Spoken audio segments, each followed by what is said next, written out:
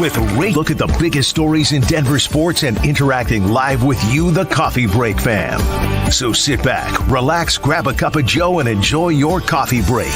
Here's your host, Rachel Vigil. What's up, everybody? Happy Wednesday. Both Mace and I are from home today because, one, I got home at 2 a.m. last night from the Nuggets game, which we will talk about that, so don't worry. We're here to give Nikola Jokic his flowers. We will also dive into a little bit on the Colorado Avalanche tonight. Will it be their funeral? We'll get into that. But first, the NFL schedule comes out, and all morning we've been sending group text, Mace, about different rumors for different games that are going to be on the schedule, and there's some pretty good ones, I'm not going to lie.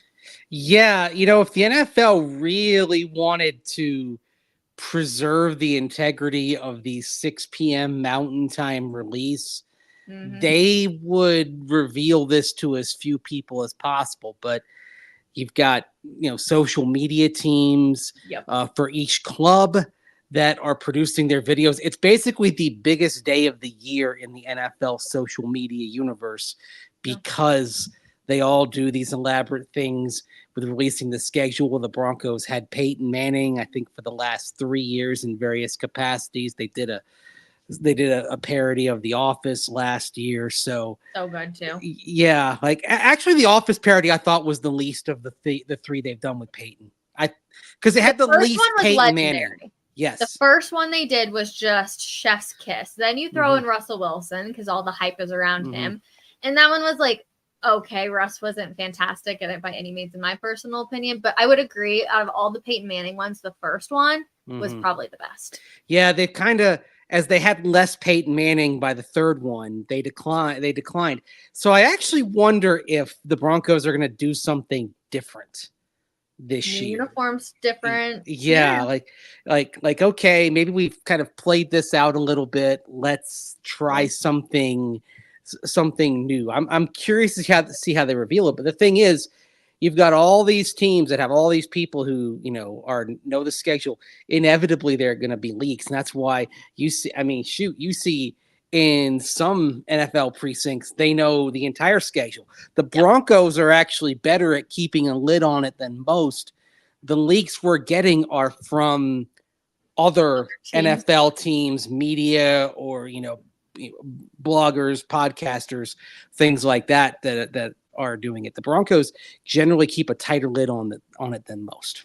I think we can both agree too is the Titans won the reveal video last year where they went out and did the man on the street. I thought it was so funny. I feel like everybody was talking about it. So I feel like they won. I am curious now what the Broncos will do. Because, there's so much production when it comes to it. And there's already some big games. One that really caught my eye, Mason, it's just the first game that we've got on the schedule. Yeah. The fact that they're sending him to Seattle for week 1. I'm like, did they forget that Russell Wilson is no longer a part of this team? I just found that to be such a fascinating week 1 matchup. It's interesting on multiple levels as well, even without Russell Wilson. First of all, it would be the third time in the last 7 seasons the Broncos have opened with Seattle.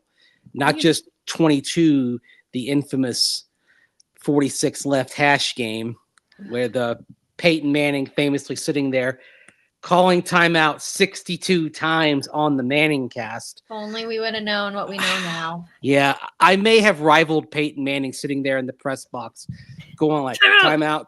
Yeah, because there's a point where you're trying to will them to call a timeout. Yep. Like you wish you had telekinesis to get in Nathaniel Hackett's head and say, dummy, call a timeout. But let's be honest. There were a lot of other times we were saying dummy when it came to Nathaniel Hackett. Yeah, here it was. They were, they were working on game management all off season. Like, oh, it's going to be better than it was with Vic Fangio. And then you start off with a meltdown in game management, worse than anything Vic could have conjured up in his worst fever dreams. So there's that. In the 2018 game, that was the first start of Case Keenum's only season as Broncos quarterback. Russell Wilson and the Seahawks come in. It was a 27-24 win. It was actually a pretty entertaining game. It was Philip Lindsay's debut. He had a touchdown catch. But the Seahawks, part of it was because they were in the Broncos division for a long time from 1977 through 2001. Yeah. This is the 5th time the Broncos have opened with the Seahawks, one of the most frequent teams with which the Broncos open their schedule historically. So I wonder if maybe that, but then the angle in the moment is it's not going back to Oregon because there's not an NFL team in Portland, but it's Bo Nix potentially making his debut if he is the week 1 starter going up to Seattle, where a lot of the fans there don't think highly of an Oregon quarterback. Yeah. You've also got new coach Mike McDonald in Seattle coming over from the Ravens. So there'll be some interesting things defensively cooked up. You actually sort of look at that situation now. Defensive-minded coach, defensive-minded team, although the Seahawks did struggle last year. It's one of the reasons why they moved on from Pete Carroll was the struggles on the defensive side. And a hostile environment. Does that give you pause about starting Bo Nix in week 1? That may not be the environment in which you want him to dive right in as your starting quarterback. Well, Mason, you and I have had this conversation too, a really good conversation on a previous episode of Coffee Break of like, I don't know if you do start. I mean, you have been a proponent of saying split the time with him because if he's not ready, don't go out there and force him. But at a certain point, you do need to get out there and see if he can be your starting QB. Exactly. And so looking at that game to start the schedule, I wonder if maybe that might be an opportunity to say, okay, do we take the easing Bo Nix philosophy in and maybe take that for a spin and give him a possession each half as I proposed and start either Jarrett Stidham or Zach Wilson. Look, that being said, if Bo Nix is clearly the number 1 quarterback in camp, he's going to get the job and then you're just going to have to live with it. But part of what you're evaluating on Bo Nix is his resilience and his ability to handle a hostile environment. And there arguably may not be a more hostile environment in the NFL than Seattle. And even though they're not in the same division and haven't been in the same division since 2001, Seahawks fans have a particular hatred for Denver and the Broncos. Yeah, you're not wrong. Also, some breaking news, just in case people love punter news. The Broncos are signing former Bears punter Trenton Gill. You know, I wish I could tell you a lot about Trenton Gill, but unfortunately I cannot. I'm not big on the punter game. But Mace, did they need to sign a new punter? Like, are you out on Riley Dixon? What's going on with punters? What was really interesting because one of the undrafted rookies they signed was Nick Constantinu, who was in last weekend. But obviously he did not make an impression because they cut him. Yeah. Not the quickest cut that Sean Payton has had at a rookie minicamp. Back in New Orleans, he cut a player after 12 minutes. Walter Thomas lasted 12 minutes of the first rookie minicamp workout, went back inside the training room. He was out of shape, out of condition. Sean Payton decided, done, moved on. 12 minutes. All right. Well, that's a little unfortunate for him, Yeah. but sounds like Sean Payton. I will give Sean Payton credit on this front. He knows exactly what he wants. And there's no ifs, ands, or buts. There's none of this like, oh, like, let's dabble it. No. Sean Payton knows what he wants. He does. Now, what's interesting, of course, on Trenton Gill, the Bears punter, the last 2 years, you know, we're not exactly talking about a guy who's torn it up. The net average of 38 last year, net average of 39 the year before. You could say the thing that works against you in Chicago is you're punting on the lakefront. You're punting in some adverse conditions. It's one of the trickier places in the NFL to punt in defense of the numbers put up by the former North Carolina State punter. But I think it's a focus on what they do. I always say it's what they do, not what they say, right? Yeah. Riley Dixon had a net average of 41.5. Trenton Gill last year net average 38.0. So you look at that and say, oh, okay. Why do this? Clearly, they're not happy with something about Riley Dixon if they're bringing in another punter. 50-50 punting. Let's go. Let's see what happens. So we could have a quarterback competition and a punting competition. Which one are we going to pay attention to more? Andrew Mason, I know you will actually pay attention to the punter competition. Yeah, you know, for a lot of people, special teams periods are a chance to go to the bathroom, chat with other people who are covering practice, at least if you're in the media. Yeah. Not me. It's get out the stopwatch, get out the notepad, And that's true, everybody. Even on Yes. game day, he will let you know the hang time on any of those punts. All right. When they added a punter for rookie camp, one of the Broncos PR staffers came up to me and asked if I was excited about charting the hang times for rookie. I'm like, yeah, you mean Mace, it's what I do. it's what you do, and we love you for it. Okay, back to some of the other schedules, the rumors that have now officially come out. The big one is going to be week 2 with Russell Wilson returning back to Empower Field at Mile High to take on the Broncos. By the way, Mace, I need to give you your roses because these graphics are killer. Nice job. Yeah, and I found the picture of Russell Wilson that was in our photo library, to which we have access, actually wearing something Pittsburgh. That was a thing. There wasn't a photo of him in a Steeler, with a Steelers jersey or anything like that. So, hey, they're giving him the same treatment that Broncos country gave him 2 years ago. Because remember, although I don't think Pittsburgh had him throwing out the first ball at the first game. See, the Rockies had Russ doing it for the home opener, which is always a circus and a carnival in downtown Denver. Yep. And it was just another game for the Pirates when they had Russ in to throw out the first ball. So, but doesn't appear as if it's going to be a prime time game there for Russell Wilson coming in week 2. But by doing it early, a couple of things. Number one, the only way you can do it, to be honest. Yeah, first of all, you flush it out. I think it's good. I think it's good for the Broncos to have this thing flushed as soon as possible. Second of all, if you're the NFL and thinking of this from a dramatic perspective, a narrative perspective, get it done early because it's not inconceivable that by midseason Justin Fields might be the starting quarterback in Pittsburgh and not Russell Wilson. Oh my gosh, that's so great. First of all, their quarterback battle, we thought ours was intense. Yeah. I can't imagine having Justin Fields and Russell Wilson and doing a QB battle, 50-50. It's insane. Well, right now they're giving Russ the job. So it's one of those things where a competition exists in the eyes of the media, maybe not officially in the eyes of the team and the coaching staff. But if Justin Fields outplays Russell Wilson, considering they already declined the 5th-year option on Justin Fields, they're going to want to find out what they've got, I think, in Fields, because effectively he's on a 1-year trial there. It became so interesting. It was already interesting with the Steelers bringing Russell Wilson anyway. And it added another level of interest and intrigue to it when they brought in Justin Fields, because you have a quarterback. Look, I think he's one of the 32 best quarterbacks walking the earth, which means he should be starting somewhere. Is he a top 16 quarterback?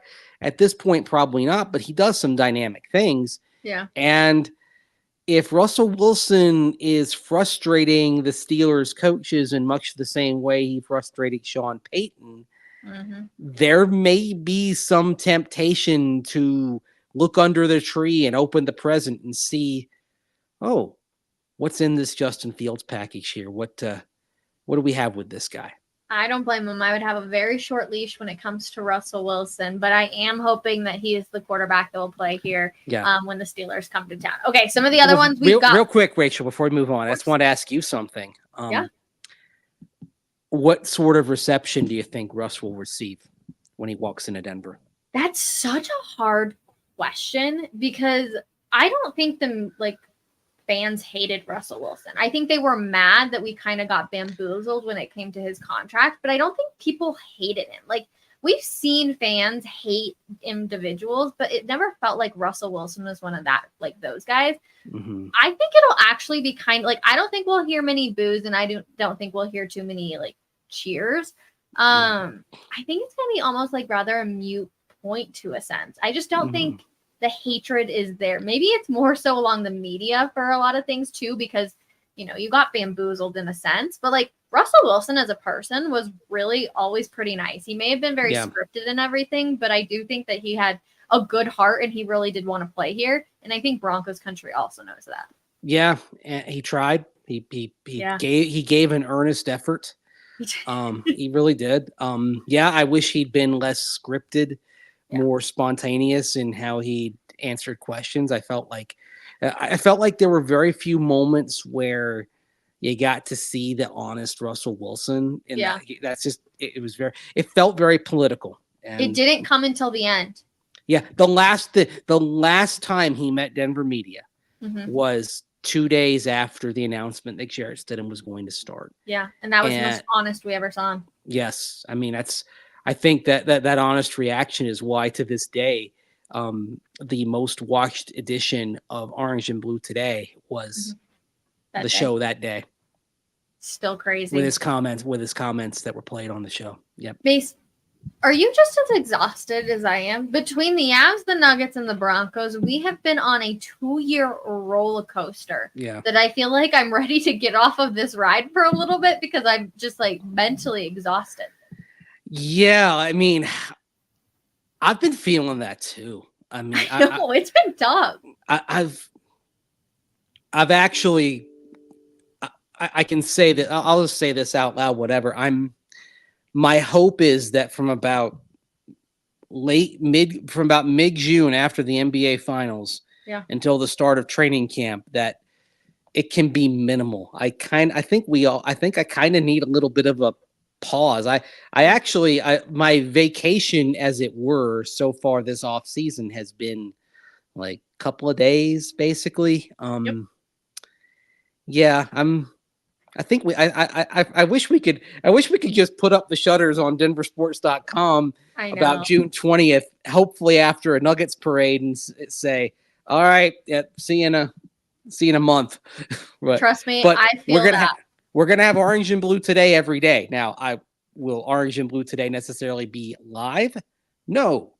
Might Broncos content? Of course. We will have Broncos content. Might some of those shows be recorded here in the next fortnight? Yes, absolutely.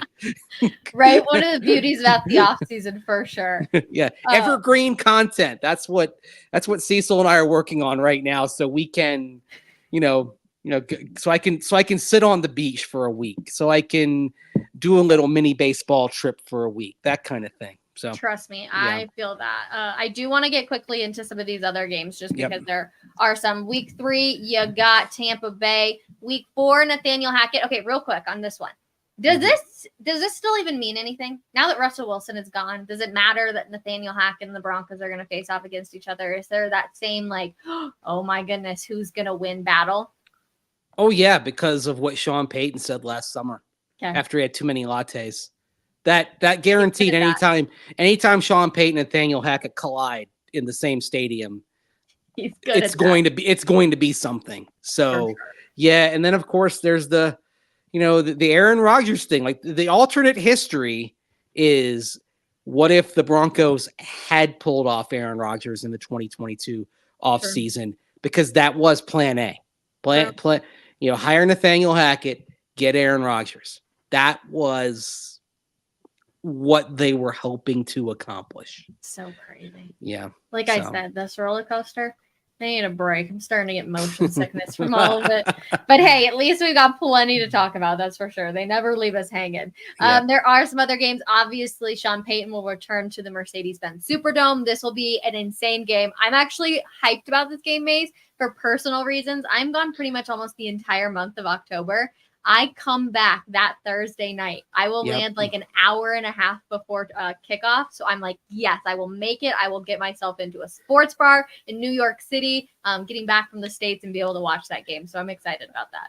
And I'm not going to lie, excited about a night game in New Orleans because the last 3 Broncos games there were noon Central Time kickoffs, which there should never be a kickoff in New Orleans at noon Central Time. Agreed.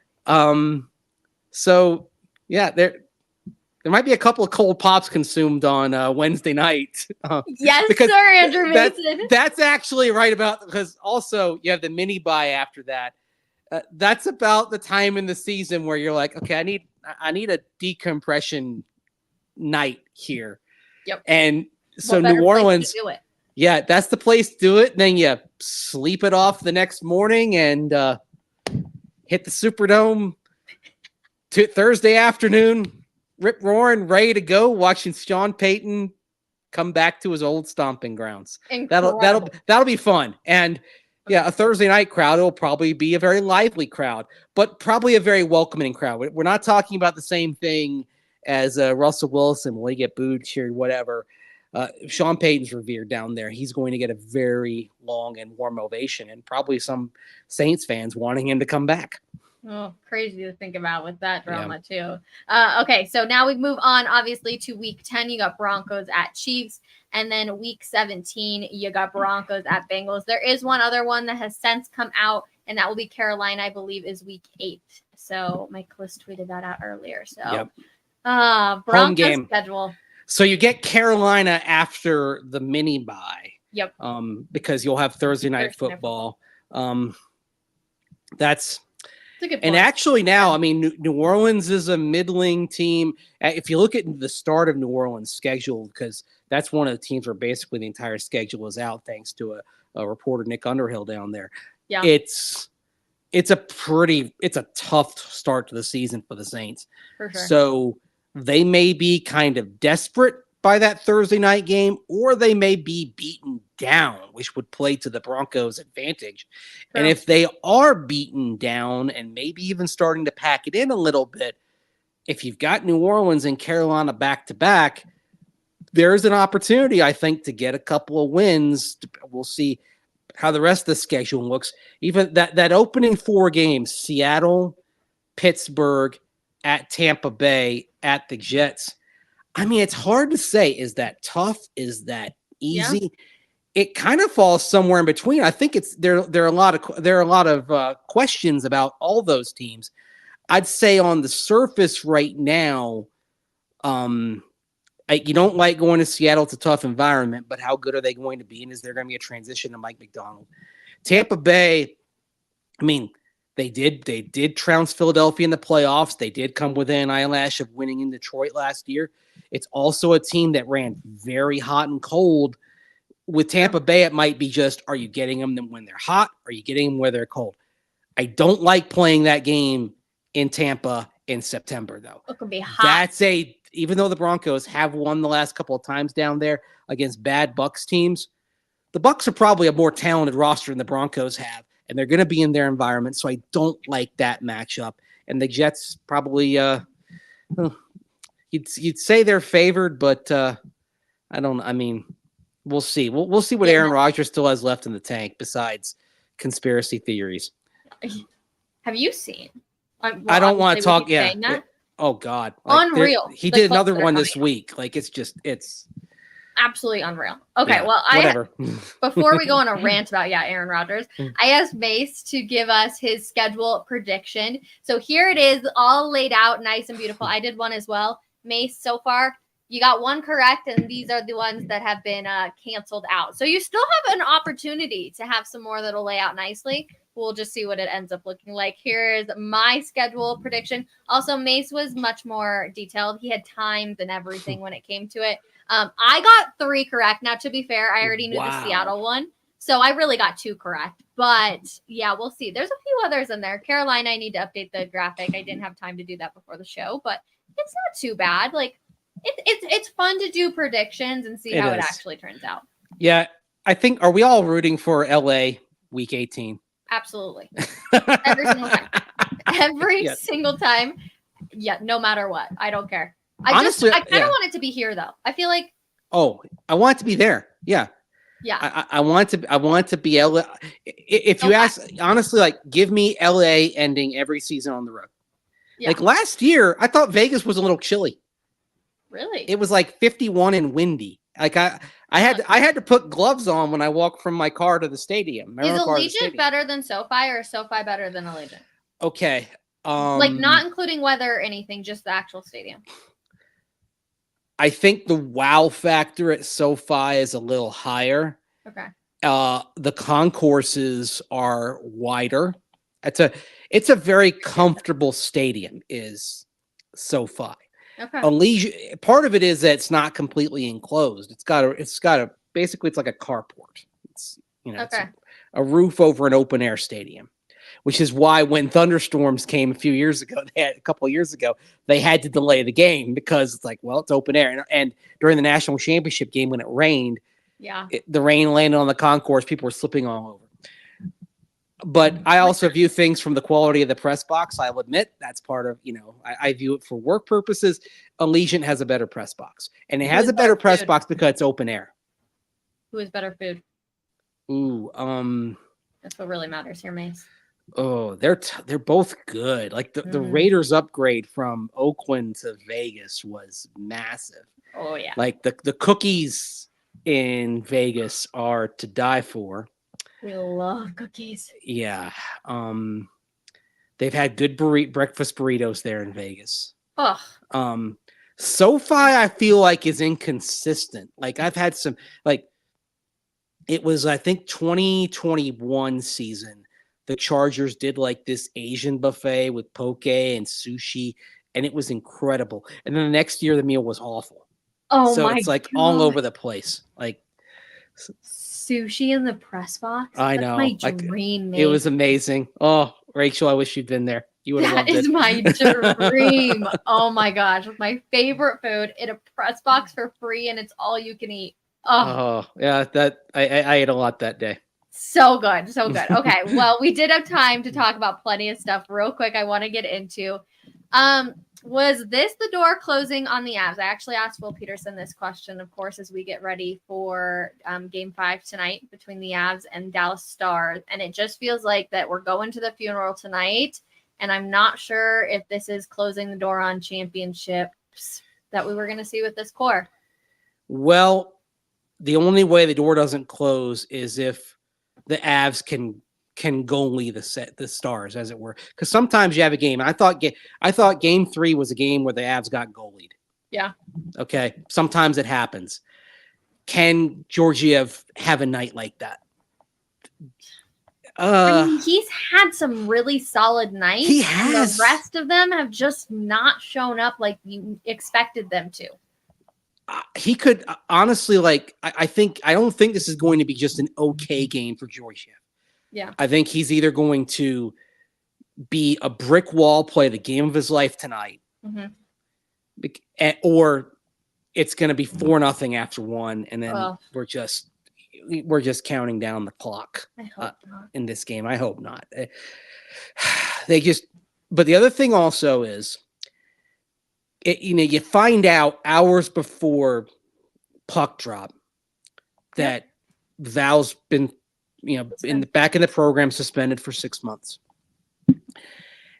Getting that out of your head in time to play that night, that's hard. If the announcement had come the day before, I think they would have had a puncher's chance. But it's just you hear about it that day after morning skate. Yeah. It's in your head. It's like for a big game, we see it in any sport. You get rocked by some kind of news like that. You're mentally done for that night. So here we are 48 hours later. Have they been able to compartmentalize? Are they going to rally? I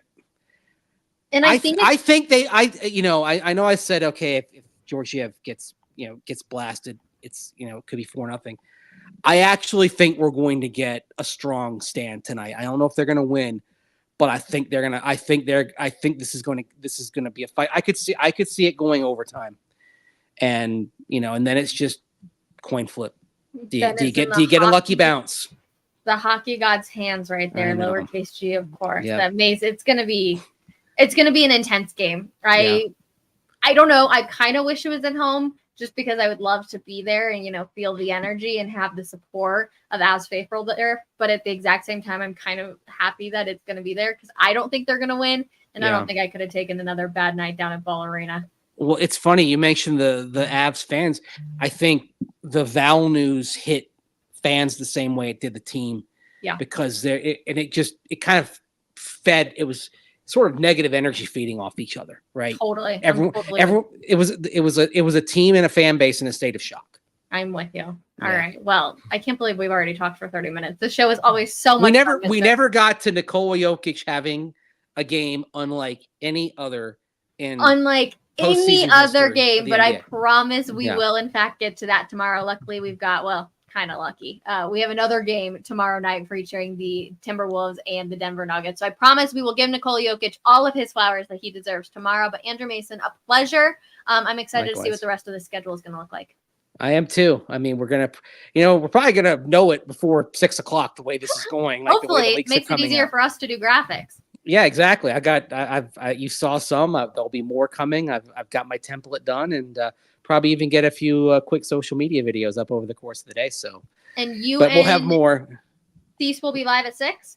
live at 6 o'clock. Special orange and blue today at 6 Mountain Time to break down the schedule. And yeah, we're gonna do the win loss thing that everybody does, right? Of course, you have to. Yeah. What's a schedule release without that? It's wild to do it, even though we don't know who the quarterback for week 1 is going to be yet. But It's all fun and games. We'll find out. We're fixing to find out, as Gary Kubiak would say. We are fixing to find out. Hopefully tomorrow we are talking about an Avalanche win, and that means we would have a game on Friday. But again, schedule comes out 6 p.m. Mountain Time. Make sure you tune in to OBT live at 6 o'clock. Is there still an episode going on at 4? Yes, and that's actually we're focusing on one of the Broncos undrafted rookies caught up with Frank Crum over the weekend at rookie minicamp. So yeah, you'll get to hear from him. Okay. All right. 4 o'clock and 6 o'clock. And to everybody else, we will see you tomorrow. Have a wonderful Wednesday. Bye, everybody.